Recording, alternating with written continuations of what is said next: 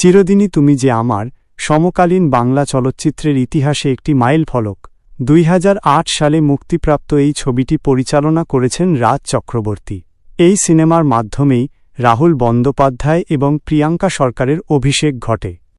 একটি সত্য ঘটনার ওপর ভিত্তি করে নির্মিত এই ট্র্যাজিক রোমান্টিক ছবিটি তার আবেগঘন গভীরতা এবং কালজয়ী সঙ্গীতের জন্য আজও বাঙালির মনে গেঁথে আছে। কাহিনী সংক্ষেপ। ১. পরিচয়। গল্পের মূলে আছে কৃষ্ণা রাহুল, যে একটি ছোট গ্রামের সাধারণ ও পরিশ্রমী ছেলে, এবং পল্লবী প্রিয়াঙ্কা, যে একটি ধনী ও প্রভাবশালী পরিবারের স্কুল পড়ুয়া মেয়ে। সামাজিক ও অর্থনৈতিক বিশাল ব্যবধান থাকা সত্ত্বেও তারা একে অপরের গভীর প্রেমে পড়ে। ২. পালিয়ে যাওয়া। পল্লবীর পরিবার এই সম্পর্ক কোনোভাবেই মেনে নিতে চায় না।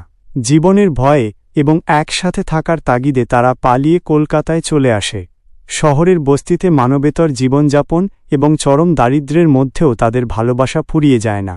শেষ পর্যন্ত তারা বিয়ে করে নতুন জীবন শুরু করার চেষ্টা করে। ৩. বিশ্বাসঘাতকতা। পল্লবীর পরিবার শেষ পর্যন্ত তাদের খুঁজে বের করে।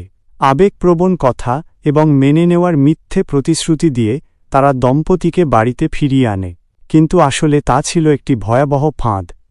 ৪. বিয়োগান্তক পরিণতি। সিনেমার শেষে এক চরম নৃশংসতায় পল্লবীকে জোরপূর্বক কৃষ্ণার থেকে আলাদা করা হয়। কৃষ্ণার ওপর অকথ্য শারীরিক নির্যাতন চালিয়ে তাকে মৃতপ্রায় অবস্থায় ফেলে রাখা হয়। আভিজাত্যের লড়াই এবং তথাকথিত সম্মানের বলি হয়ে একটি সুন্দর সম্পর্কের করুণ পরিণতি দর্শকদের স্তব্ধ করে দেয়। কেন এটি আইকনিক? সঙ্গীত। জিৎ গাঙ্গুলির সুরে ফেরারি মন বা টাইটেল ট্র্যাক চিরদিনই তুমি যে আমার আজও মানুষের মুখে মুখে ঘোরে। বাস্তবতা। সেই সময়ের গ্ল্যামারাস বাণিজ্যিক ছবির ধারা ভেঙে পরিচালক এখানে পালিয়ে আসা দম্পতির জীবনের কঠিন লড়াই এবং চরম বাস্তবতাকে পর্দায় ফুটিয়ে তুলেছেন। সামাজিক প্রভাব।